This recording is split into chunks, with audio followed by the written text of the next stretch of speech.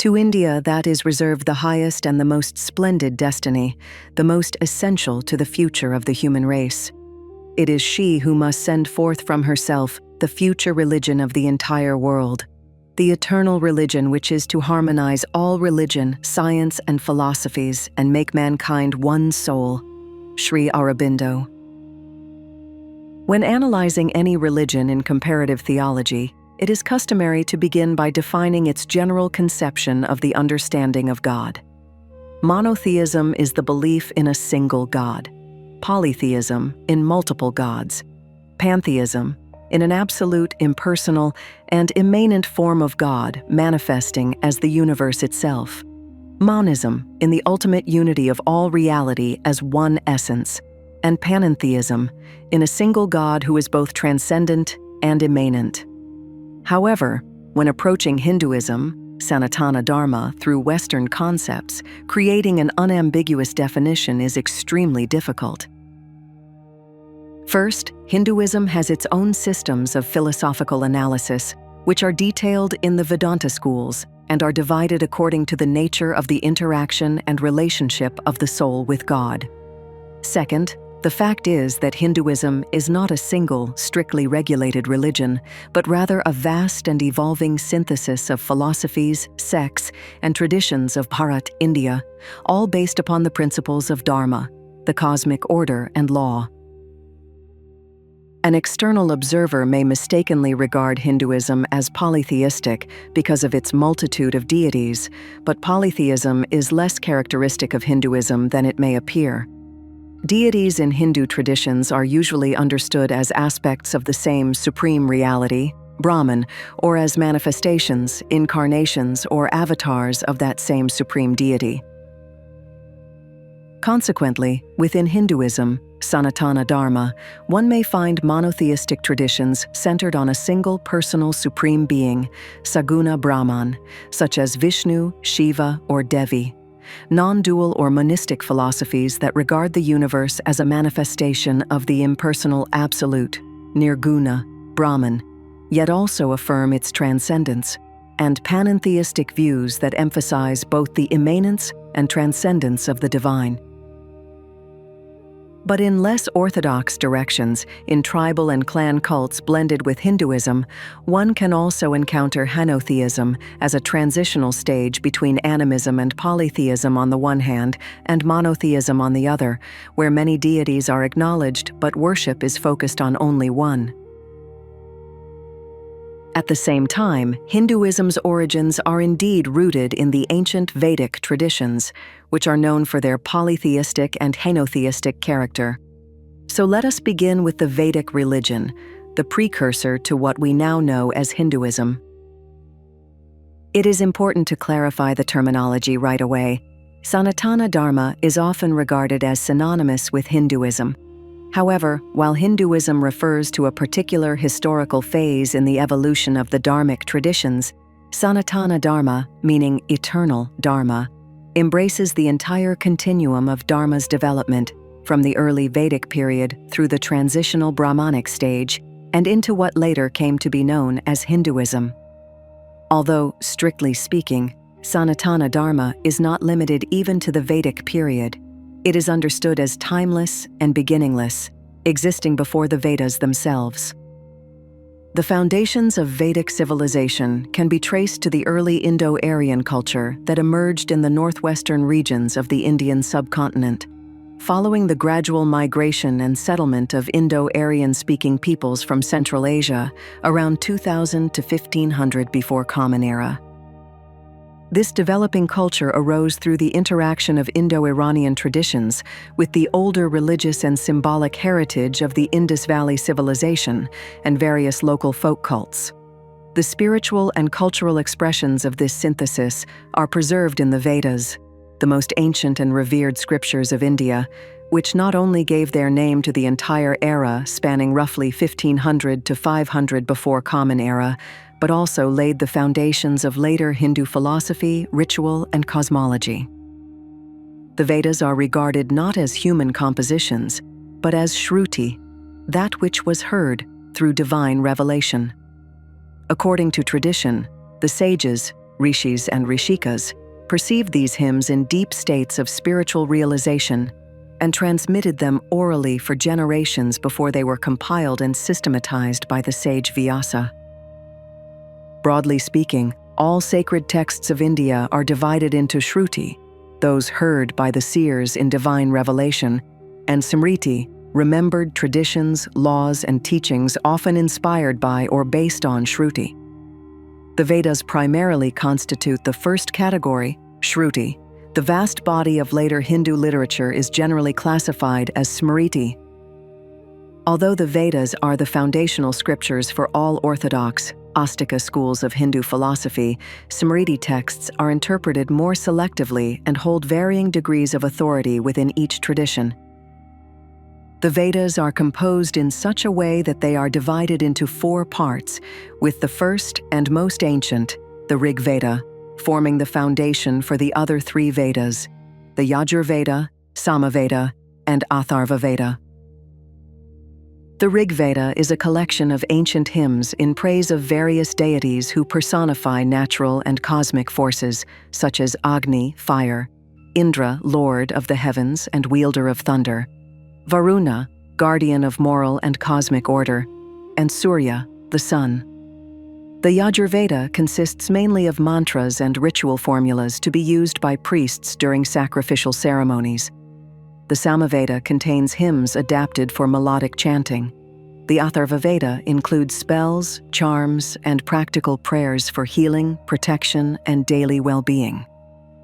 Each of the 4 Vedas is further divided into 4 sections: the Samhitas, collections of hymns and mantras; the Brahmanas, prose commentaries, explaining rituals; the Aranyakas, philosophical reflections connected to forest meditation practices; and the Upanishads, spiritual discourses, exploring the nature of reality. Among these, the Upanishads form the concluding portion of each Veda and focus on profound philosophical questions concerning the nature of the self, Atman, and the ultimate reality, Brahman. Underlying the diverse expressions of Hindu thought is a shared philosophical foundation shaped largely by the Upanishads. Here emerged the concepts of karma, the moral law of cause and effect; samsara, the cycle of birth, death, and rebirth; and moksha, liberation from that cycle. These ideas, first articulated in the late Vedic period, later became unifying principles across the many schools of Dharmic philosophy. In total, more than 200 Upanishads are known today, although Vedanta philosophy traditionally recognizes 10 principal ones, Mukhya Upanishads. Most were composed between approximately 800 before Common Era and 200 Common Era, with a few appearing later. In the post-Vedic era, the sacred literature of Hinduism expanded beyond the 4 Vedas, Shruti or revealed texts, to include numerous Smriti, remembered texts, such as the Puranas, Itihasas, Dharmashastras, Vedangas, Upavedas, Tantras, and Agamas.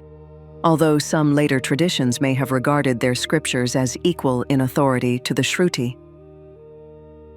During this period, the primary custodians of spiritual authority were the Brahmins, who alone possessed direct access to the Vedas. Knowledge of the Vedas gradually became restricted to this priestly class, while members of other varnas, kshatriyas, vaishyas, and shudras, as well as women, were largely excluded from direct study or ritual use of the Vedic texts. And yet, even this post-Vedic religion in its early form can hardly be called Hinduism as we understand it today. Therefore, this period is generally referred to as Brahmanism.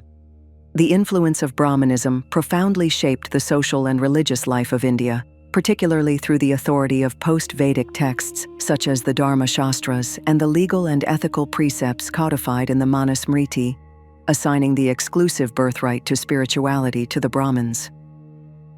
In response to the dominance of Brahmanism, the Shramana movement became an alternative for those seeking spiritual fulfillment beyond the constraints of Brahmanic norms, rejecting rigid social stratification and denying the Brahmins' exclusive claim to spiritual authority. Lacking access to the Vedas, the Shramanas also rejected their authority, though they upheld certain universal dharmic principles. The Shramanas were typically wandering ascetics who developed independent, often non-centralized philosophies emphasizing personal realization and renunciation.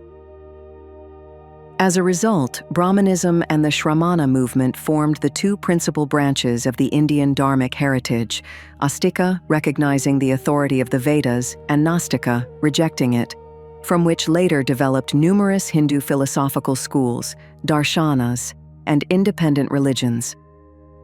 From within the Nastika Shramana movement, religions such as Buddhism and Jainism eventually emerged and were systematized. Brahmanism, as the dominant religious and social system built around the authority of the Vedas and the Brahmins, gradually lost its exclusive influence during the 5th to 4th centuries before Common Era, particularly in northern India.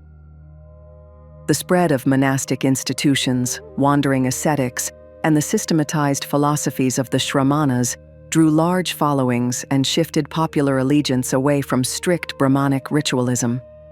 Kings and lay populations increasingly patronized Buddhist and Jain institutions, which also provided social services such as education and healthcare, further undermining Brahmanical dominance.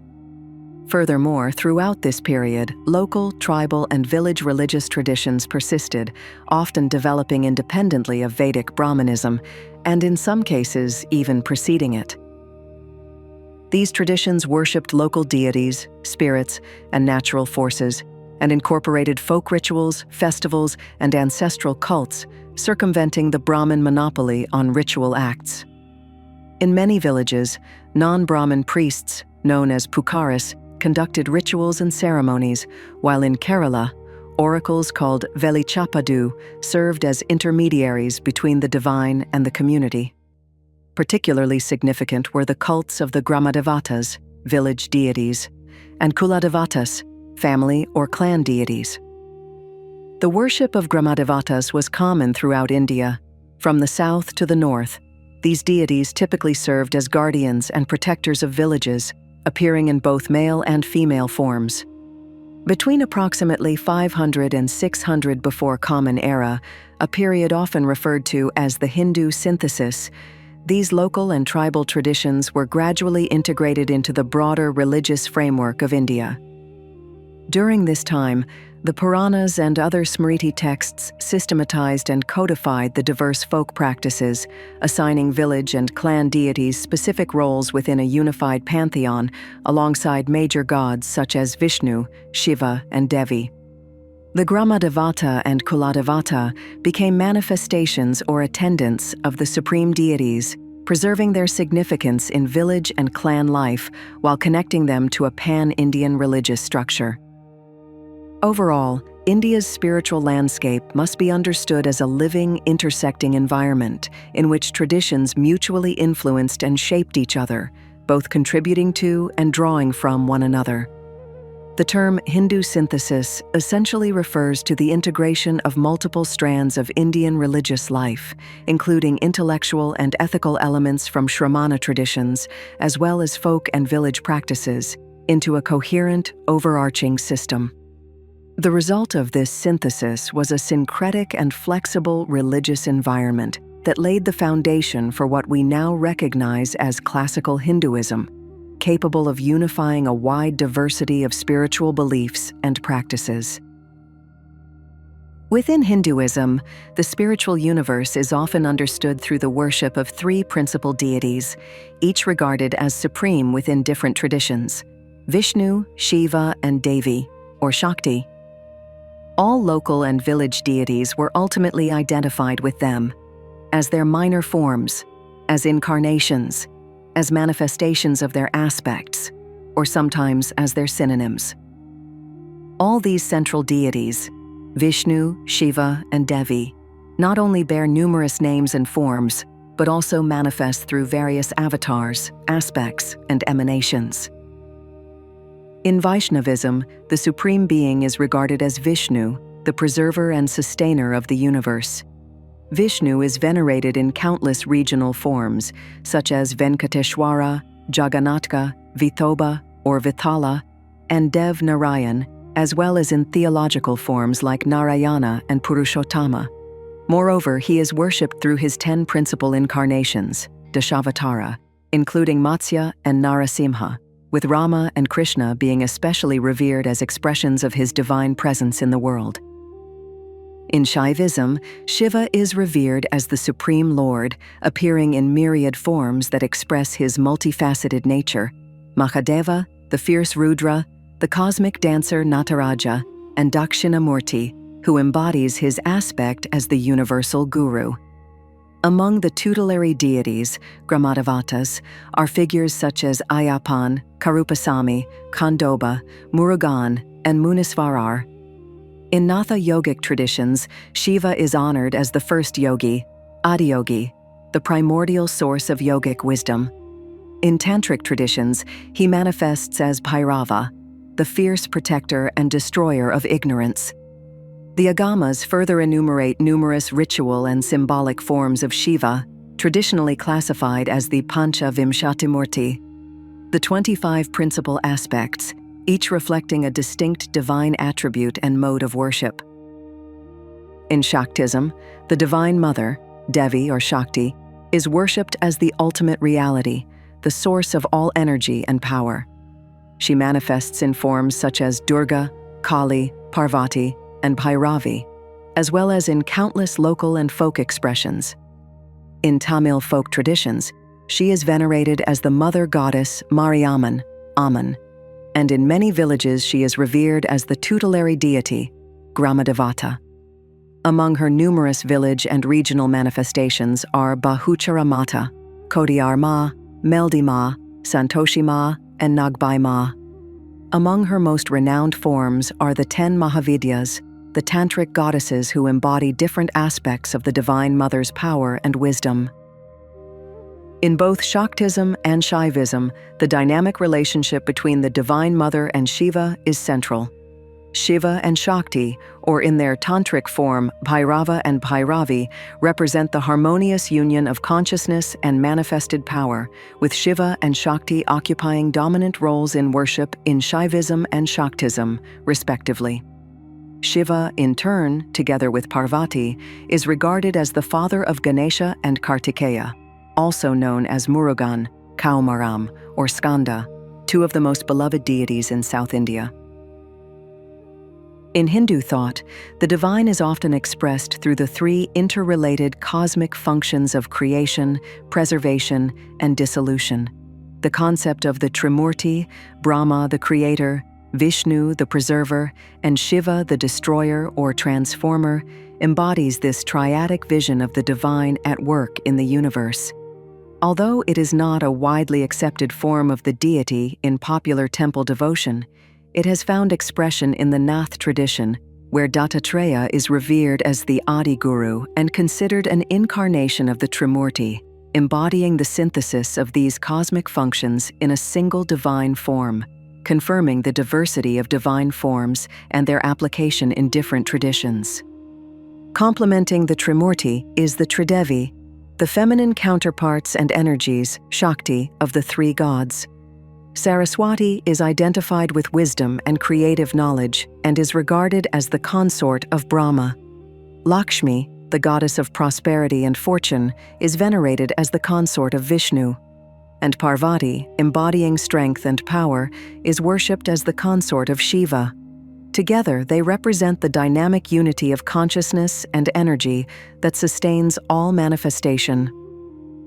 The synthesis of the masculine and feminine principles is deeply woven into Hindu theology and iconography. In Shaiva traditions, the union of Shiva and Shakti, consciousness and power, is regarded as the realization of liberation, moksha, often expressed through the androgynous form of Ardhanarishvara, which unites both principles within a single being. The image of Krishna with his beloved Radha is another central and deeply significant representation of the masculine and feminine principles in Vaishnava thought, where their love expresses the most intimate relationship between the divine and the soul. Radha, venerated as a central focus of devotion in many Vaishnava traditions, personifies Krishna's energy of bliss, Hladini Shakti, and embodies the soul's deepest love and longing for union with the divine. Krishna represents the supreme reality that fulfills and reflects that love. Their eternal union is seen both as a symbol of divine love within the heart and as the cosmic harmony of the Lord and his energy, the unity of the lover and the beloved in the Lila, divine play, of creation. Another, though less widely known androgynous form, is Vaikuntha Kamalaja, a composite of Vishnu and his consort Lakshmi, symbolizing the unity and non-duality of the masculine and feminine principles within the cosmic order. This form is especially characteristic of Tantric Vaishnavism, particularly in North India, Kashmir, and Nepal, where the synthesis of Vishnu and Lakshmi, akin to that of Shiva and Shakti, embodies the non-dual balance of divine consciousness and energy. Advaitic thought likewise presents synthetic forms such as Harihara, the union of Vishnu, Hari, and Shiva, Hara, in a single divine aspect, reflecting the essential unity underlying all manifestations of the divine. Although Brahma holds a central role in cosmology as the creator, he has relatively few temples and a limited cult of worship. By contrast, Vishnu and Shiva remain the principal deities of popular devotion, alongside the great goddess in her many forms. Typically, in these traditions, Vishnu, Shiva, and Devi appear not only in their manifest, anthropomorphic forms, but also in transcendental aspects, particularly in advanced metaphysical interpretations. In their transcendental aspects, Devi appears as Adi Parashakti, Mahadevi or Tripura Sundari, Shiva as Paramashiva, and Vishnu as Mahavishnu. Often, these higher aspects are identified with Para-Brahman. However, the interpretation of Para-Brahman itself varies among different traditions. In many Shaiva and Shakta schools, as well as in Advaita Vedanta, Para-Brahman is identified with Nirguna Brahman, the absolute reality beyond qualities, gunas, while Saguna Brahman corresponds to the manifest, personal forms of the deity. Conversely, several Vaishnava schools, such as Ramanuja's Vishishtadvaita, Madhva's Dvaita, and Gaudiya Vaishnavism, revere Vishnu as Para-Brahman, the highest personal reality, identified with Saguna Brahman, while viewing the impersonal Nirguna Brahman as a partial or incomplete aspect of that same supreme being. In the Mahabharata, Vishnu reveals to Arjuna his universal and cosmic form, Vishvarupa, or Virat Purusha, which discloses the totality of existence as pervaded and sustained by him. Shiva, in his grand cosmic aspects as Sadashiva or Panchamukha, the five-faced Lord, represents his fivefold divine powers: creation, preservation, dissolution, concealment, and grace. He is also described as Ashtamurti, the eightfold manifestation that pervades the elements and the universe itself. Similarly, in her transcendental aspect as Mahadevi or Adi Parashakti, she is the primordial Shakti, the dynamic and self-luminous power of the Absolute, who animates and manifests the universe, while encompassing within herself all forms of divinity and the potential of creation.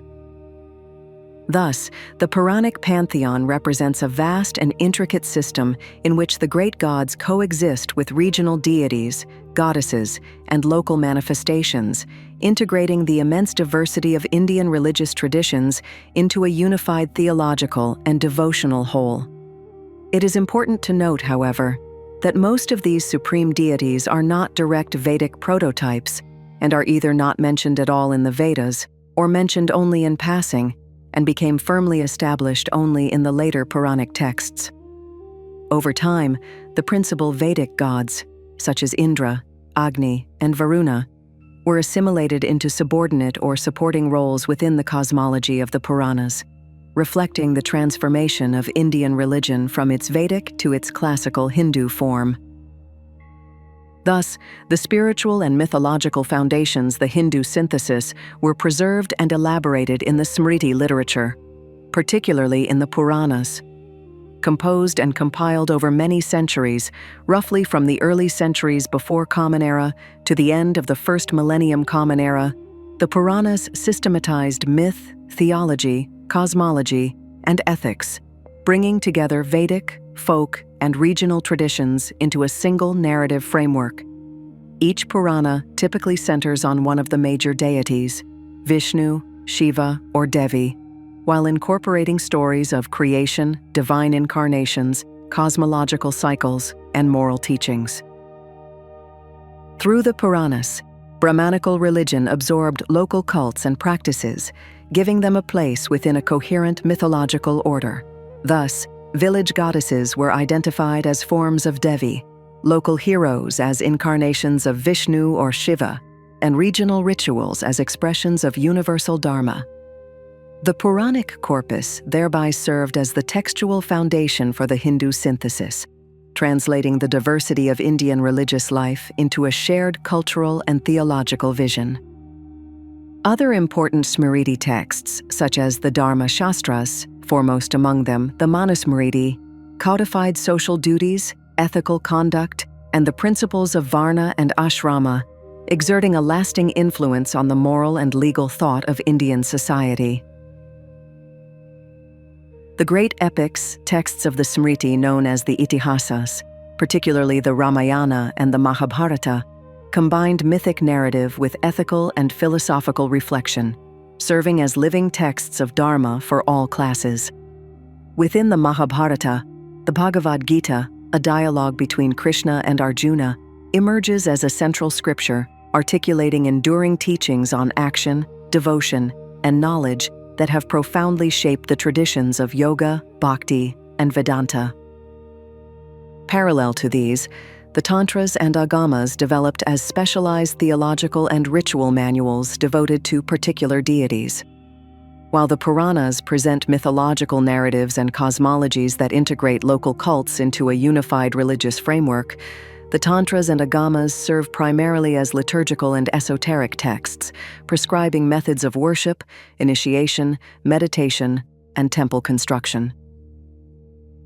The Tantras emphasize inner spiritual transformation and esoteric ritual, especially within the Shakta tradition, whereas the Agamas form the ritual and doctrinal foundation of Shaiva and Vaishnava worship, notably in the Pancharatra and Vaikhanasa schools. Sutras form another important category of Smriti texts, composed in a concise, aphoristic style and covering a wide range of subjects. Among those most relevant to our discussion are the Brahma Sutras, also known as the Vedanta Sutras, which systematize the teachings of the Upanishads, and the Yoga Sutras of Patanjali, the foundational text of Raja Yoga. Building upon this vast ritual and mythological foundation, philosophical reflection within the Brahmanical tradition gradually evolved into systematic inquiry. From the early insights of the Upanishads, a range of schools emerged seeking to define the nature of reality, knowledge, and liberation.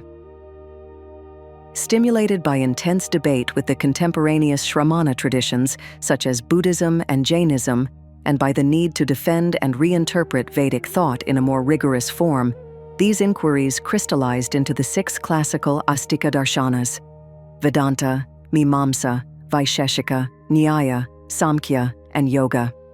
Each offered a distinct philosophical perspective, yet accepted the authority of the Vedas, collectively strengthening the intellectual and theological foundations of Brahmanism and shaping the future course of Hindu philosophy. Among these 6 systems, each developed a distinctive approach to the pursuit of truth while maintaining fidelity to the Vedic revelation. Vedanta, emerging from the philosophical reflections of the Upanishads, interpreted their metaphysical insights into a coherent vision of Brahman, the ultimate reality and the path to liberation through knowledge. Mimamsa focused on the ritual and ethical authority of the Vedas, affirming that precise performance of Vedic duties sustains cosmic order and human welfare. Nyaya and Vaisheshika together established the foundations of logic, epistemology, and metaphysics, providing Brahmanism with intellectual tools to engage rival schools such as Buddhism and Jainism. Samkhya presented a dualistic cosmology of Purusha, consciousness, and Prakriti, matter, forming the theoretical basis for yoga, which translated metaphysical insight into a practical discipline of mental and spiritual liberation. As we noted at the beginning of this video, Hindu thought developed its own systems of philosophical analysis, among them the various schools of Vedanta, which often provide a more suitable lens for understanding Hindu philosophy than Western frameworks. Over time, Vedanta emerged as one of the most influential of the 6 classical darshanas, eventually becoming one of the dominant philosophical frameworks of Hinduism. Rooted in the Upanishadic vision of Brahman as the ultimate reality, it offered a profound yet flexible system capable of integrating diverse religious, theological, and mystical ideas. Traditionally, what defines any system as truly Vedantic is its interpretation of the Brahma Sutras, the aphorisms composed by Badarayana, Vyasa, that summarize and systematize the Upanishadic teachings. Today, there are 6 main and generally accepted schools of Vedanta. Through differing interpretations of the Brahma Sutras, these schools articulate distinct perspectives on the relationship between the individual soul, Atman, and the supreme reality, Brahman. So, among the classical schools of Vedanta, 6 principal systems became widely recognized. Advaita Vedanta, expounded by Adi Shankaracharya, teaches non-dualism, the ultimate identity of Atman and Brahman. The apparent multiplicity of the world is a product of Maya, or illusion, which veils the true, undivided nature of reality. Liberation, moksha, arises through the direct realization of this oneness. Vishishtadvaita Vedanta, formulated by Ramanuja, affirms qualified non-dualism. It maintains that Atman and Brahman are inseparably related, distinct yet united as parts within a divine whole. Brahman, identified with the personal god Vishnu, is the inner controller of all beings, and liberation is achieved through loving devotion, Bhakti. Dvaita Vedanta, taught by Madhvacharya, presents a dualistic interpretation, holding that God, Vishnu, the soul and the world are eternally distinct. The soul depends entirely on God for its existence and salvation, and devotion rooted in this understanding leads to liberation. Dvaita Advaita Vedanta, articulated by Nimbarka, proposes a doctrine of dualistic non-dualism, acknowledging both the unity and the difference between the soul and Brahman. The soul and matter are distinct from God, yet inseparable from Him, like sunlight from the sun. Shuddhadvaita Vedanta, developed by Vallabhacharya, emphasizes pure non-dualism. It rejects Maya as illusion and affirms the reality of the world as the divine manifestation of Krishna. Liberation is attained through selfless love and participation in the divine play, Leela, of God. Finally, Achintya Bheda Abheda, or inconceivable oneness and difference, taught by Chaitanya Mahaprabhu, synthesizes non-dualism and dualism by asserting that the soul and the world are simultaneously one with and different from God. This paradoxical relationship, beyond human logic, is realized through ecstatic devotion, bhakti, to Krishna. Together, these 6 Vedanta systems form a vast and multifaceted vision of reality, encompassing nearly every possible way of understanding the relationship between the human soul, the universe, and the divine, from absolute unity to eternal difference. The philosophical systems of Vedanta did not remain confined to theory. They gave rise to enduring religious lineages, sampradayas, and monastic centers, mathas or pitham, that continue to shape Hinduism to this day. Adi Shankaracharya, the foremost exponent of Advaita Vedanta, is traditionally credited with founding 4 principal monastic centers, Amnaya Pithams, to preserve and disseminate the non-dual teaching. Sringeri Sharada Pitham in the south, Karnataka, Dvaraka Sharada Pitham in the west, Gujarat, Jyotirmath, Joshimath in the north, Uttarakhand, and Govardhan Math, Puri, in the east, Odisha, Each was entrusted to one of his principal disciples and continues to be led by a line of pontiffs, Shankaracharyas, in unbroken succession through the principle of Guru Parampara, the direct transmission of teaching and authority from master to disciple.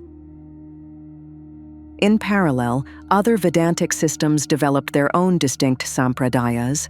The Sri Vaishnava Sampradaya, established by Ramanuja, institutionalized Vishishtadvaita Vedanta, centering worship on Vishnu and Lakshmi.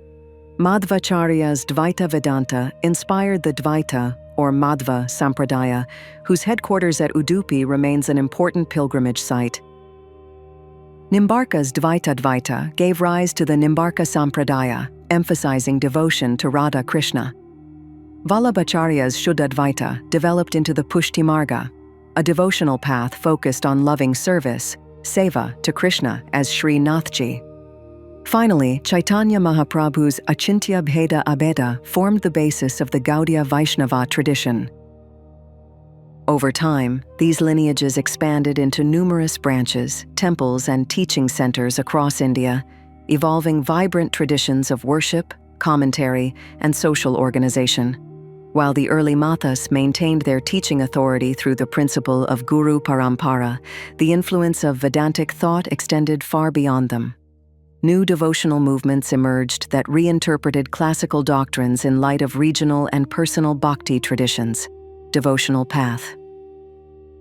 Thus, from Ramanuja's Sri Vaishnavism arose related yet independent paths such as the Ramanandi Sampradaya, emphasizing devotion to Rama, and the Swaminarayan Sampradaya, which evolved from the Uddhava Sampradaya and developed a distinct theological system within the Vaishnava framework.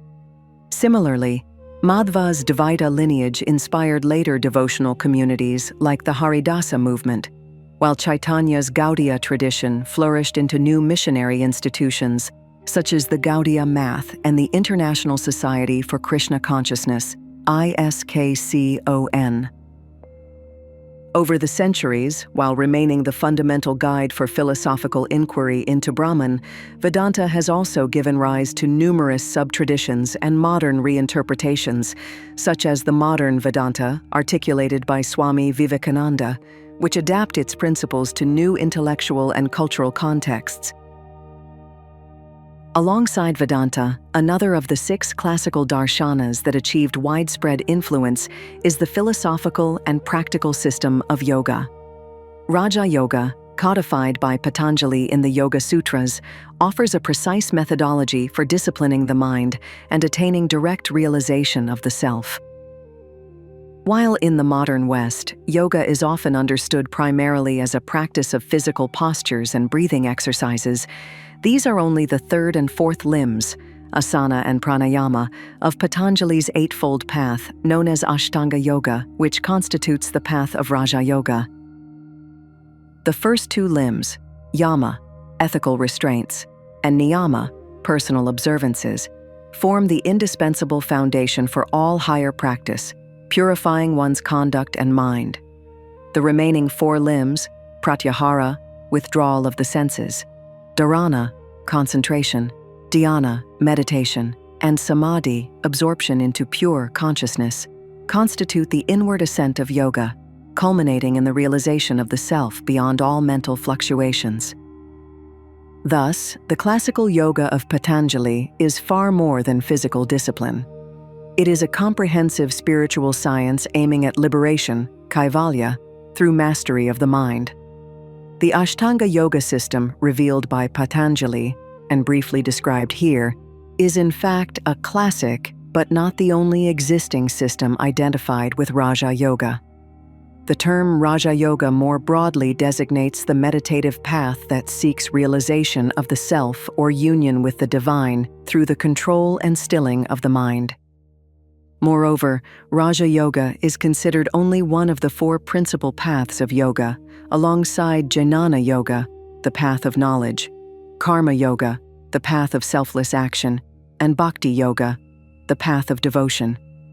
Though described separately, these 4 are not mutually exclusive.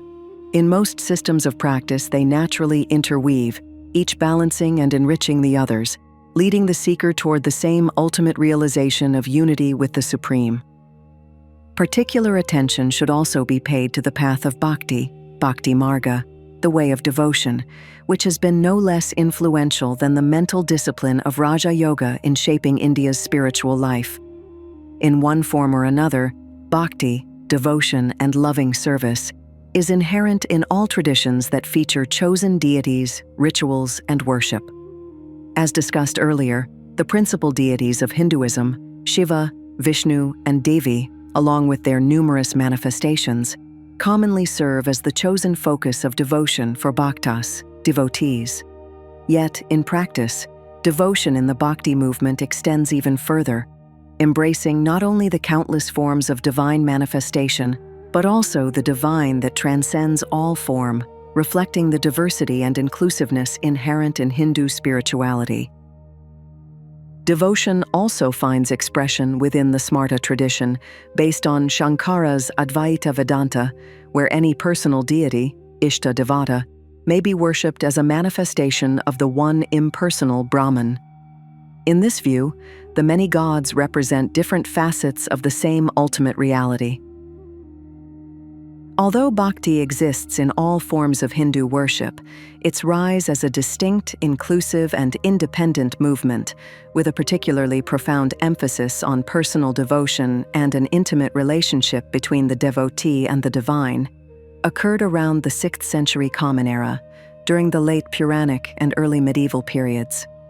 Unlike the temple-centered ritualism of Brahmanism, with its dependence on priests and Varna-based restrictions, Bhakti emphasized a direct, personal relationship with the divine, expressed through love, surrender, and devotion to a chosen deity. Its early philosophical foundation is eloquently expressed in the Bhagavad Gita, where Krishna teaches that through pure devotion, Bhakti Yoga, the devotee attains the highest liberation. Before the rise of the Bhakti movement, Vaishnavism and Shaivism already contained elements of devotion, yet these were expressed mainly through temple ritual and philosophical theism rather than personal emotional worship. From the 6th century Common Era onward, Bhakti spread as a grassroots devotional movement throughout Tamil Nadu through the hymns of the Alvars, Vaishnavas, and Nayanars, Shaivas, bypassing Brahminical mediation. Their Tamil poetry made divine love accessible to all, both through intimate personal devotion and by inspiring worship in temples, shaping the southern traditions of Sri Vaishnavism and Shaiva Siddhanta. In neighboring Karnataka, the Virashaiva Lingayat movement, founded by Basavana in the 12th century, continued the Bhakti spirit with a strong social and reformist emphasis, rejecting caste and ritual orthodoxy. In Maharashtra, the Varkari saints, notably Jananeshwar, Namdev, and Tukaram, developed an intensely devotional mysticism centered on Vithoba, Vithala, a form of Vishnu, combining personal love for God with ethical simplicity and community worship. From these southern and western roots, Bhakti spread northward, inspiring a vast lineage of saints, poets, and mystics, Kabir, Mirabai, Tulsidas, Nanak, Ravidas, and many others, who proclaimed the universality of divine love beyond caste, ritual, or sectarian boundaries. In the north, Bhakti also absorbed strong Muslim and Sufi influences, giving rise to distinctive and often non-conventional forms of devotion within various Sant sects and movements. In many of these northern Sant traditions, devotion was directed toward the Nirguna, a tributeless aspect of God, invoked under a multitude of possible names and epithets, such as Ram, Satnam, Vaheguru, Nirankar, Allah Purush, Akal Purak, Anami, and others, thus expanding far beyond the familiar Hindu pantheon centered on the Trimurti and Tridevi. In this sense, the traditions of the northern Sants often defy easy classification within the orthodox, Astika Hindu fold. Some Sants openly rejected both belonging to Hinduism and the authority of the Vedas, aligning themselves more closely with the heterodox, Nastika, streams. The Sikh religion itself arose from this vibrant circle of northern Sants, as evidenced by the Guru Granth Sahib, the Sikh sacred collection of hymns, which includes verses from numerous sants, both northern and from other parts of India. Although only Guru Nanak succeeded in formulating a teaching that eventually evolved into an independent and widely recognized religion, Sikhism, this distinct identity took shape gradually, reaching its full expression with Guru Gobind Singh's founding of the Khalsa in 1699 and the later establishment of the Sikh Empire under Maharaja Ranjit Singh. These developments gave the Sikh community both spiritual and political sovereignty, securing its recognition as a separate faith. At the same time, many other related, beautiful, and distinctive traditions and sects also emerged from the northern Sant milieu. These are generally grouped under the broad designation of Sant Mat and include the Satnami, Radha Swami, and various panths such as Kabir Panth, Dadu Panth, and Ravidasya, among others. Within the philosophical framework of Vedanta, as we may recall, several important schools are also explicitly rooted in Bhakti and influenced by the broader Bhakti movement. These include Nimbarka's Dvaita Advaita, dualistic non-dualism, Vallabhacharya's Shuddha Advaita, pure non-dualism, and Chaitanya's Achintya Bheda Abheda, inconceivable oneness indifference, as well as the Haridasa Bhakti tradition that arose from Madhva's Dvaita philosophy. The Sri Vaishnava lineage, deeply shaped by the devotional hymns of the Tamil Alvars, gave rise to later Bhakti-oriented sampradayas such as the Ramanandi and Swaminarayan traditions. Each of these systems articulates the relationship between the individual soul and the divine in distinct devotional terms. Through the Bhakti movement, the previously rigorous metaphysical insights of the Upanishads were thus transformed into a deeply personal, emotional, and accessible spirituality, one that united philosophical reflection, religious experience, and social inclusiveness in one of the most enduring expressions of the Hindu faith. But also, you need to understand that the conception of Hinduism as a single, coherent world religion took clearer form only in the 19th and 20th centuries, under the combined influences of British colonial classification and Indian reform movements. Figures such as Ramohan Roy, Dayananda Saraswati, Swami Vivekananda, and Sri Aurobindo played key roles in articulating this modern synthesis, emphasizing the Vedas, Upanishads, and Vedanta as the unifying foundation of Hindu spirituality. A comprehensive picture of Indian spirituality extends beyond the simplified diagrams and generalized frameworks presented here, while the true spiritual life of India unfolds through countless living traditions, experiences, and realizations.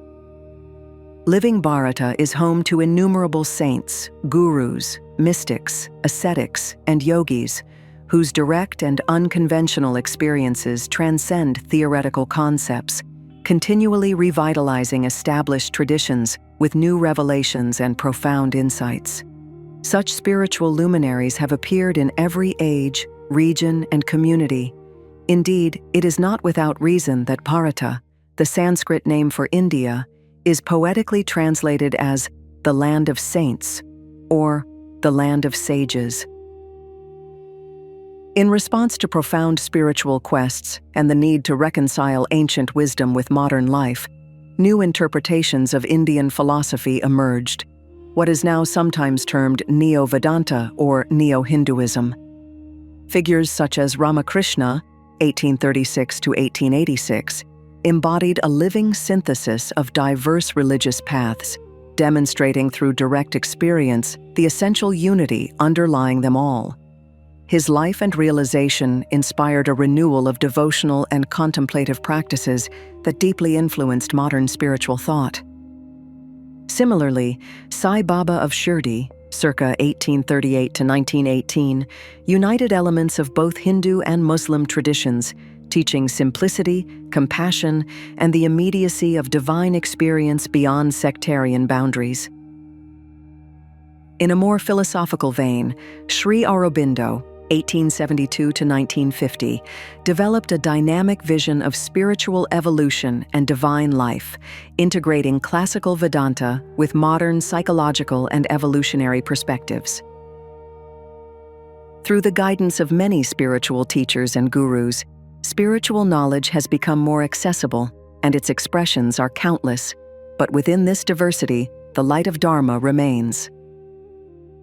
Finally, it's worth emphasizing that Hinduism cannot be fully explained by strict formal theology alone.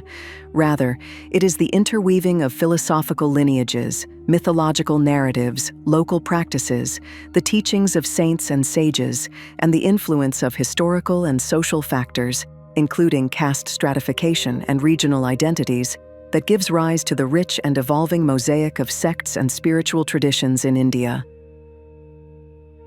The spiritual landscape of India encompasses both the classical schools of Vedantic philosophy with their sampradayas and a wide array of panths, sects, and traditions that lie outside the formal framework of Vedanta. Here, Vedic traditions intersect with ancient folk beliefs, regional deities, the unique mystical experiences of realized saints, and even external influences such as Islam and Sufi currents, particularly in northern India. This confluence has given rise not only to the internal diversity of Hinduism itself, but has also contributed to the emergence of distinct religious traditions like Jainism, Buddhism, and Sikhism. Indian religious traditions thus form a vast, interwoven field of philosophical thought and spiritual practice shaped by centuries of reflection, local customs, oral transmission, and inner inquiry. Here, Dharma serves as the guiding principle that manifests in diverse forms, sometimes through orthodox Vedic systems, at other times through heterodox movements and sects. Some paths affirm a personal deity, approached through devotion and ritual, while others seek the impersonal absolute through knowledge and contemplation, a contrast that beautifully illustrates the inclusive and multifaceted nature of India's spiritual heritage.